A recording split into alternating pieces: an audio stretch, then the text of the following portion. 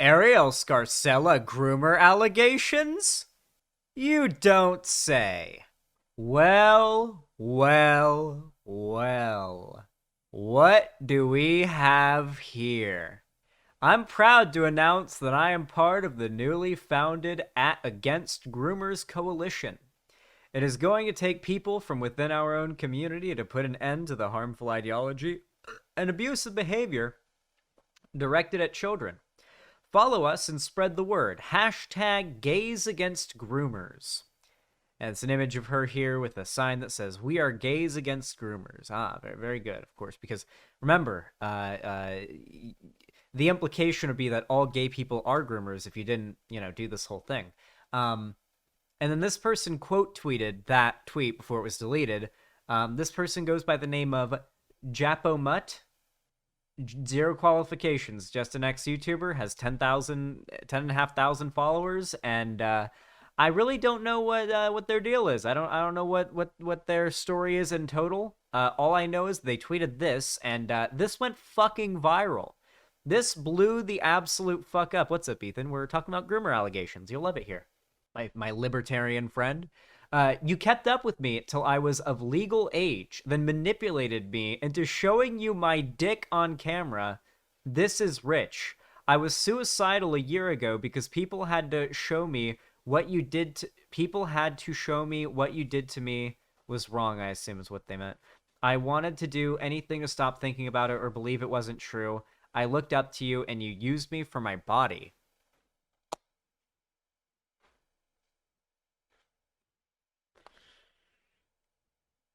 Right below this accusation, now to be clear, this is a pretty well unsubstantiated accusation. I have yet to see any evidence to support it. Also, I'm under the understanding that Arielle Scarcella is a lesbian. However, I've been also made aware that pedophilia does not care about sexuality in many cases. So, for example, you may have a straight man who is only attracted to women, like only attracted to like when it comes to adults, only attracted to women, but will be attracted to children of any gender. I guess that's maybe the case there. Maybe that's what's going on with Ariel. But regardless, there is not much in the way of evidence to support this, which means we should take these allegations with a grain of salt, as we would with any allegations, because yes, we hate Arielle Scarcella, and yes, she would never even for a microsecond do the same for anybody on the left, especially if they were trans. She literally makes videos in which she accuses random lefty teachers on TikTok of being groomers, jeopardizing their careers and their jobs for no other reason than they have, like, pink hair and say there's more than two genders. So she would never in a million years do the same thing for me, like actually fairly, assess grooming allegations. But I'm going to do it anyway because I am better than her and I take the high road. Actually, I don't usually take the high road, but in this case, I'm going to because grooming allegations are serious and you should always take the high road in these scenarios. This tweet right below kind of mirrors a sentiment I really agree with, enough so to even like the tweet. Every conservative accusation is a confession. I found this to be the case overwhelmingly. I mean, we just did a segment on Jesse Lee Peterson and how apparently it's pretty strong evidence that he's gay, and he's one of the most overt homophobes you'll ever find. However, though, what I found is that when conservatives strongly throw accusations at the left unwarranted, it is typically projection, a self-report, if you will. A good example of this is, I think last year, there was this conservative dad who went viral on right-wing Facebook for going to a PTA meeting, holding up a book that he had gotten that was apparently in the school's the school's library. It was a non-fiction book, if I remember correct, or sorry, it was a fiction book, if I remember correctly, about like a main character who is gay or a side character who is gay. He saw his daughter reading this and interpret this as grooming, and decided to go on stage and scream at the entire PTA about how this book existing in the library is grooming, and he doesn't want his child exposed to this, yada yada. Gets the book pulled and all of that, and all the books that are LGBT related get pulled from the shelves of the school and all that.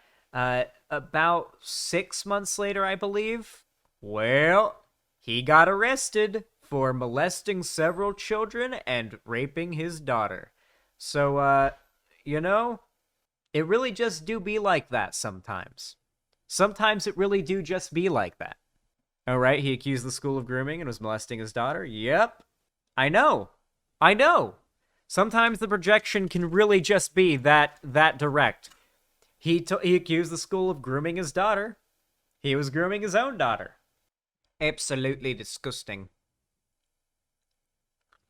Chat, if you've never tried them, S'morios go hard. Look them up. However, there is more to go over, unfortunately. There is another allegation against Arielle Scarcella. Another grooming allegation from somebody else, I believe. Oh, well, this is a little bit awkward. I do have this person blocked on Twitter. I've never blocked anyone on Twitter for a bad reason. It's never happened before. It just doesn't happen. But I do have this individual blocked, I will say that. Back when Arielle intimidated me into keeping quiet about how she was spreading misinformation about my community when I was only 17, she would frequently make comments about me and my body that made me feel wildly uncomfortable. That is pretty sussy-wussy. This is significantly less, extreme as the other allegation. And arguably, I would say significantly more believable and frankly not even needing of proving because it's evident in a lot of Arielle Scarcella's videos. Arielle Scarcella has a penchant for commenting negatively on the appearances of trans people, particularly trans women. And, I mean, yeah, I wouldn't be surprised if this... Like, I've seen her do that in videos. Like, it wouldn't surprise me if this is some shit that she was doing. This, even though I have this person blocked, and for good reason, I'm sure, they probably have severe Xander derangement syndrome, that doesn't change the fact that they could still be a victim. So, like, what this person said feels pretty damn believable to me. Personally, it does. Feels pretty damn believable to me. Why would other gay stoner have, like, why would I need to have this person blocked? Why would other gay stoner hate me and have Xander derangement syndrome? Why would somebody with that name dislike me? Like,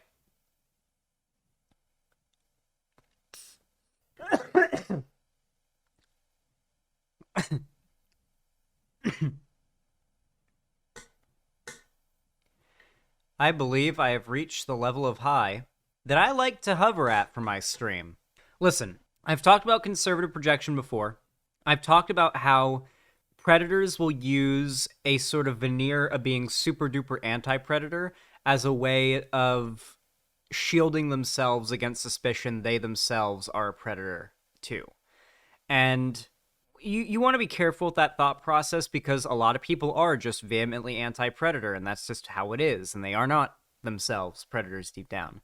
But sometimes you get these people who are just like, and especially in this case, the people who go out of their way to pedo-jacket people. For those of you who don't know, pedo-jacketing is when you try to essentially, you try to poison the well by making it so that people think the person you're dealing with is a pedophile, and thus the worst possible thing a person can be in most people's minds, thus allowing you to have an overwhelmingly positive bias in your favor going into any debate or discussion or public court of whatever, and that's what I think Arielle Scarcella does. She pedo-jackets a lot of people on the left, a lot of trans people, teachers on TikTok, unwarranted, no evidence whatsoever. She'll pedo-jacket them, and she has no reason other than money to do it, which does make the idea of it being projection maybe seem a little bit more plausible to me, though.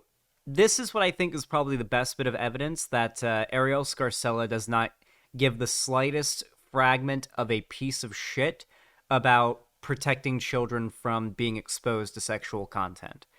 Arielle Scarcella's content from present day going back to the founding of her channel is littered with these clickbait, highly sexualized, literally meant to make 13 to 12-year-old boys click on the video and jack off to it the whole time, at the very least the thumbnail, type content where it's literally meant to sexualize and fetishize being a lesbian in just some of the weirdest ways. You'd have videos where it's like taking a trans woman's dick for the first time, story time, and then like a very suggestive, like basically softcore porn thumbnail.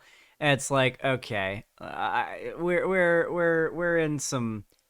Do you really give a shit about protecting the Zoomers from the gay agenda? Do you really? Or do you just care about that bag?